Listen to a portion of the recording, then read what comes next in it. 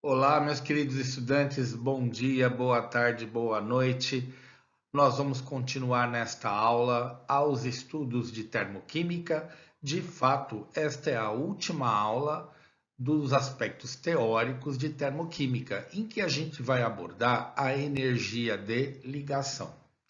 Então, a energia de ligação, ela vai abordar as ligações entre os átomos dos reagentes e dos produtos que compõem uma reação química. A gente tem aqui no slide um exemplo. A gente tem a molécula de CH4 reagindo com duas moléculas de gás oxigênio, produzindo uma molécula de CO2 e duas moléculas de água. Na verdade, o que a gente tem aqui é uma reação de combustão. Então, o CH4 está entrando em combustão numa reação com gás oxigênio, produzindo CO2 e água. Aí você me pergunta, mas professor, por que está escrito desse jeito a equação? Para que a gente visualize as ligações químicas. Porque, na verdade, o que nós vamos calcular agora é a energia, como é de praxe na termoquímica, só que nós vamos considerar as energias de cada uma dessas ligações químicas, tá? Aí, antes que você me pergunte, fala assim, professor, mas aonde que eu pego essas energias? Elas vêm tabeladas, nós já as conhecemos. Então, todo o exercício de entalpia de ligação, ele virá com uma tabela em que essas energias já estão definidas, porque nós já sabemos, a gente já determinou essas energias, né? Então, qualquer tipo de exercício que envolva energia de ligação, ele obrigatoriamente virá com uma tabela com essas energias, tá? Então, o que que a gente precisa saber? Na verdade, quando você tem uma equação química, a gente vai precisar analisar os reagentes e os produtos. Aí a gente vai ter que tomar muito cuidado, porque é o seguinte, quando o reagente vai reagir, né, sem querer ser redundante, o que que vai acontecer?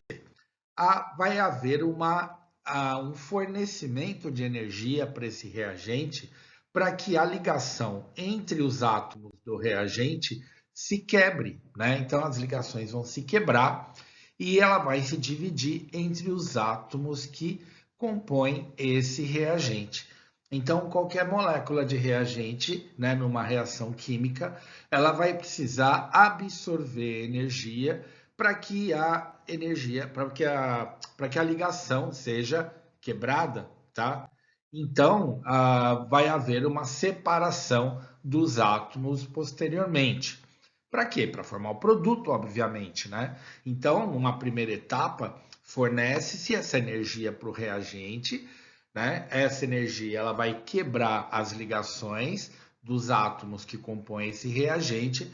Os átomos vão ficar depois separados para daí formar o produto, tá? Só que aí, como você está fornecendo energia para que o reagente quebre nas suas ligações, então a gente fala que essa quebra ela ocorre sobre um processo endotérmico, porque afinal de contas o reagente ele terá que absorver a energia para que a ligação se rompa. Então, quando a gente vai fazer cálculo de entalpia envolvendo energia de ligação, os reagentes sempre vão estar relacionados a um processo endotérmico, porque eles vão precisar absorver energia para que as ligações entre os átomos que os compõem têm que ser quebradas, tá? Então, a gente tem aí, né, por exemplo, o gás hidrogênio, o H2, vê que os hidrogênios estão unidos, né? Então, para que você rompa esses dois átomos de hidrogênio, é preciso que se forneça uma energia, né? Então, se eu for, por exemplo, colocar isso num gráfico, eu tenho lá a energia do gás hidrogênio, H2. Como você está fornecendo energia, o processo é endotérmico, essa energia vai aumentar no processo. Então, a energia vai subir, né? Vai aumentar porque você está fornecendo energia para quebrar a ligação. Então, quando a gente estuda aí energia de ligação e a gente vai colocar isso num gráfico, a quebra de ligação entre os reagentes, ela sempre será endotérmica e num gráfico a variação de energia ela sempre vai ocorrer num sentido vertical, sempre para cima, né? Porque o sistema está absorvendo energia então para a quebra da ligação, tá? Então a gente vê aí nesse desenho aí do lado os dois átomos unidos e depois os dois átomos separados. Logo à esquerda, a gente vê o gráfico que simboliza isso.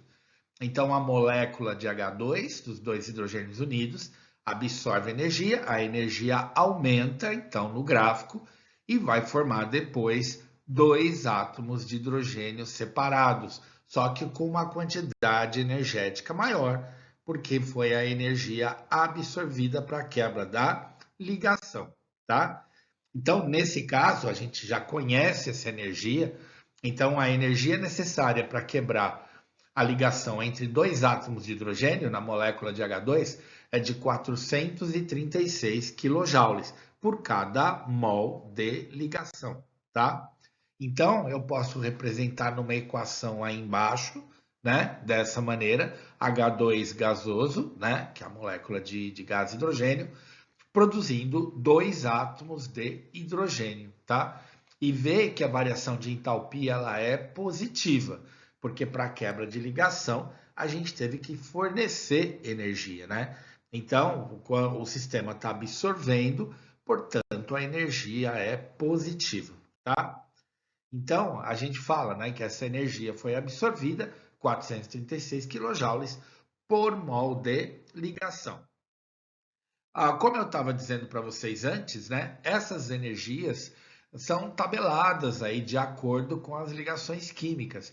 Então, eu estou mostrando aqui para vocês uma tabela, né, que você tem aí vários tipos de ligações e as várias energias correspondentes.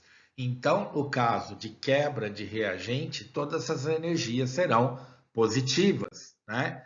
Então, vamos supor aqui, a gente tem uma molécula aí de etileno, né? Então, tem C2 aí, H4. Então, vai ter uma energia necessária para a quebra da ligação de carbono e hidrogênio e uma energia necessária para a quebra da dupla ligação entre os carbonos, tá? Se essa molécula está reagindo com gás hidrogênio, então vai ser necessária uma quantidade de energia para a quebra das ligações entre os hidrogênios, que por sinal a gente acabou de ver no slide anterior, tá? E aí depois a gente vai considerar o produto formado. Só que veja a diferença. No reagente, a gente considera que ele está absorvendo energia. Está vendo que as flechinhas estão direcionadas para os reagentes? Porque os reagentes estão absorvendo para a quebra das ligações. Agora, olha no produto. A flechinha está em sentido contrário. Por quê? Porque quando o produto se forma, a energia é liberada. Então, na formação do produto, a gente vai considerar a liberação de energia, tá? Então, nos reagentes, a gente sempre considerará a energia absorvida, necessária para a quebra das ligações, e no produto, a gente irá considerar a energia liberada, resultante da formação dos produtos, tá? E aí eu tenho um exemplo, né? O gás hidrogênio reagindo com o gás cloro, produzindo duas moléculas aí de HCl, tá? O que eu tenho que fazer? Bom, primeiro a gente tem que enxergar as substâncias, né? Como elas são. Então não é H2, então é hidrogênio ligado no hidrogênio, né? O Cl2 é a mesma história, só que antes vamos colocar a energia do hidrogênio. Hidrogênio com hidrogênio, a energia é de 436 kJ/mol.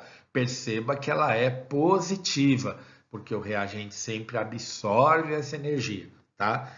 E agora sim, o Cl2 é uma molécula, então tem o átomo de cloro ligado em outro átomo de cloro, tá?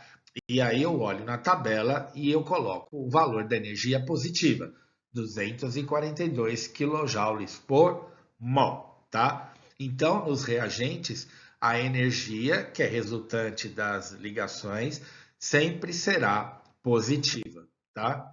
No caso do produto, são duas moléculas de HCl, né? Ou 2 mols de HCl. Então, o que eu tenho ali? Hidrogênio ligado no cloro.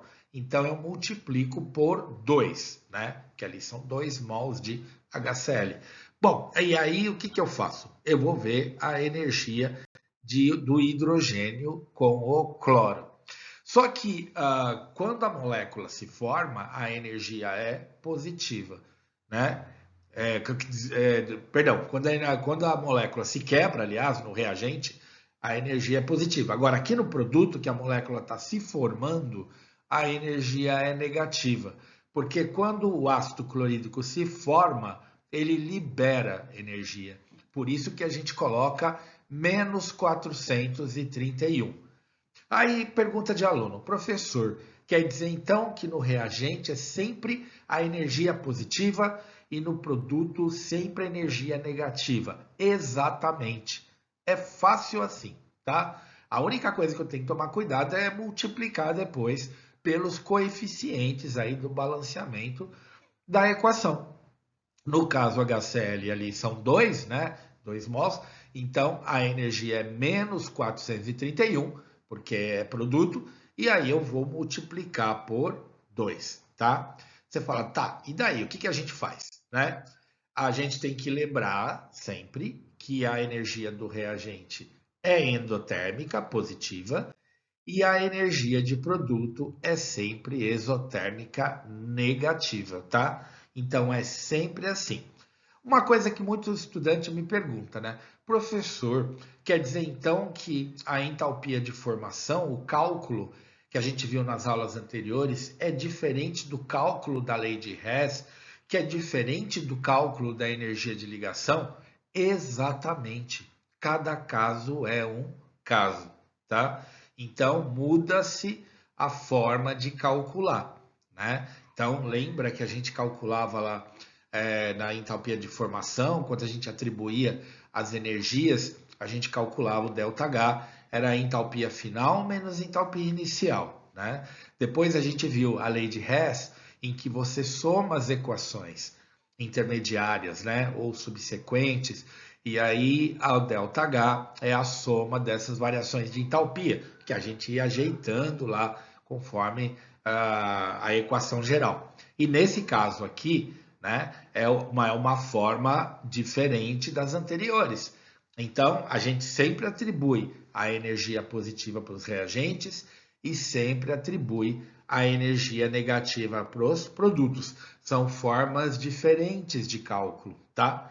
Então, aqui no cálculo da entalpia de ligação, né? Quando a gente chega no final, o que eu tenho que fazer? Depois que eu atribuir a energia positiva para os reagentes e negativa para os produtos, eu vou fazer o quê? Eu vou somá-los, tá? Então, o ΔH, que é a variação de entalpia da reação química toda, vai ser a somatória de todas as energias de ligação que tem no reagente, mais a somatória de todas as energias de ligação que tem no produto. Lembrando que no reagente as energias são todas positivas e no produto as energias são todas negativas. Então, nesse caso, a variação de entalpia é uma soma, tá? Então, cuidado para não confundir os cálculos. Uma pergunta de aluno, professor, como é que eu vou saber qual é o tipo de cálculo de acordo com o exercício, né? Bom, aí você vai ter que olhar com muita atenção, né? Se, por exemplo, tiver uma tabela lá de ligações químicas e as respectivas energias, você já sabe que você vai usar o cálculo de energia de ligação, tá? Se tiver as reações intermediárias, você já sabe que você vai usar a lei de Hess. E se ele simplesmente só der as entalpias de formação, aí você vai calcular a entalpia de produto menos a entalpia de reagente. Então você tem que ter um feeling para você poder ler a equação, ler o enunciado com cuidado e verificar qual é o tipo de cálculo. São 3 cálculos diferentes, tá? E aí você tem que ver conforme for o tipo de entalpia, tá? Então, que nem nesse caso aqui, ó, eu coloquei um exemplo mais simples. Então, H2 é hidrogênio com hidrogênio, 436 kJ/mol. Cl2 é Cl com Cl, 242 kJ/mol. Eu somo os reagentes. Então, 436 mais 242 dá 678 kJ. Pergunta de aluno, professor, sempre então vai ser positivo? Sempre. Reagente é sempre positivo, tá? Agora, no caso do produto, eu vou somar todos os negativos, tá? Porque a energia de produto das ligações sempre será negativa. Então, o hidrogênio com cloro é menos 431 kJ/mol. Multiplica por 2, dá menos 862 kJ/mol. Aí, perceba que a energia de reagente, ela é endotérmica, porque ela é absorvida, e a de produto, ela é exotérmica, porque ela é liberada, tá? Eu posso estar parecendo um pouco repetitivo, mas eu gosto sempre de deixar bem claro isso, para você fixar essa ideia, né, quando você for fazer um exercício de entalpia de ligação, tá certo? E para o cálculo do ΔH é só somar os dois. Eu vou somar todas as energias dos reagentes e aí eu tenho a entalpia de reagente. Depois eu vou somar todas as entalpias de produto, que serão negativas, e vou somar com a entalpia de reagente. Então, que nem nesse exercício, vai ficar mais 678 mais menos 862, porque a entalpia de produto é sempre negativa, tá? E a diferença deu, a diferença não, a soma, desculpa, deu menos 184 quilojoules, né? A soma da entalpia dos reagentes com a entalpia dos produtos. Acaba sendo uma diferença porque a entalpia de produto é sempre negativa. E aí, a variação de entalpia deu negativa. Se ela deu negativa, a reação é exotérmica, tá? Lembra que a variação de entalpia positiva, a reação química toda é um processo endotérmico. Se a variação de entalpia, o ΔH, for negativo, a reação química como um todo, ela libera energia, portanto, ela será exotérmica. Tudo bem? E aqui, continuando, né? Então, a gente tem aqui uma outra maneira, então, da gente enxergar. Eu gosto de colocar dessa forma mais lúdica, né? Para que você observe essas quebras de ligações, né? Então, ó, H2 é hidrogênio ligado com hidrogênio. Cl2 é cloro ligado com cloro. Depois formou 2 HCl.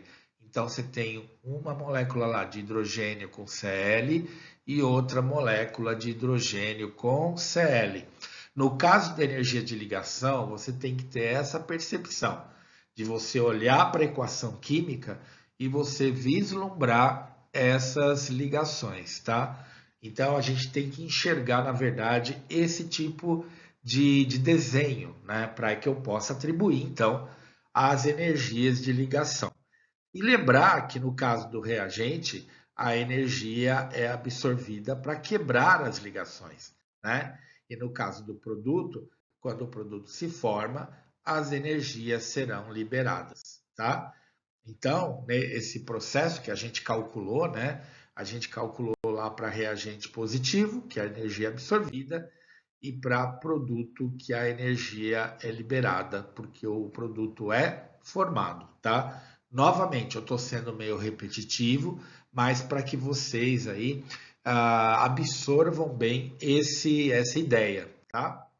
Tudo bem? Depois a gente soma as energias, que foi o que eu já mostrei no slide anterior, tá? Então, a variação de entropia final mostra que a reação é exotérmica, tá? Ela está liberando calor. Pergunta, professor, como é que eu coloco isso no gráfico, tá? Então, lembra que a quebra de energia dos reagentes, sempre a energia aumenta. Então, no gráfico, aponta para cima, tá? Agora, no caso do produto, vai haver perda de energia, então vai apontar no gráfico para baixo, tá? Então, se eu for colocar essa equação aí que a gente acabou de avaliar, então, ó, H2 mais Cl2 produzindo 2 de HCl. Então, aonde que eu vou colocar o H2 e o Cl2? Vou colocar lá embaixo, né? Porque para eu quebrar essas ligações, eu preciso fornecer energia. Então, o 678 ele está apontando para cima, tá? Está apontando para cima aí, porque é um processo endotérmico. E aí, quando quebra as ligações, vai formar 2H mais 2Cl. Percebam que essa equação ela não aparece na equação química, né? Ela não aparece, ela está, na verdade, embutida ali. Mas é para a gente se lembrar que essa energia é para quebra de ligações. Agora, e depois, para eu representar 2HCl, né? Aí veja que eu vou representar a seta para baixo. Porque se o sistema é exotérmico, está tendo perda de energia. Como a energia é perdida, no gráfico ela cai. Então eu vou apontar para baixo. Então, se ele subiu 678 kJ, que foi a energia absorvida, depois o processo liberou 862 kJ, tá? Lembra que deu negativo, né? É a diferença, 184 kJ é o ΔH, tá? Então, para eu calcular, se fosse por um gráfico, é só eu verificar a diferença no gráfico entre o que foi absorvido e o que foi liberado. Então é isso, meu povo. Eu espero que tenha ficado bem claro todos os aspectos relacionados à determinação da energia de ligação. Eu sempre falo para meus alunos que essa parte de termoquímica é braço, né? A gente tem que fazer bastante exercício. Se vocês tiverem aí exercícios de livros, de apostilas, mão na massa, né? É legal, é interessante fazer vários exercícios e observem também os gráficos, porque nos últimos vestibulares tem caído muito análise de gráfico em termoquímica envolvendo energia absorvida e liberada. Tá certo? Então, valeu aí, um abraço a todos, até a próxima aula.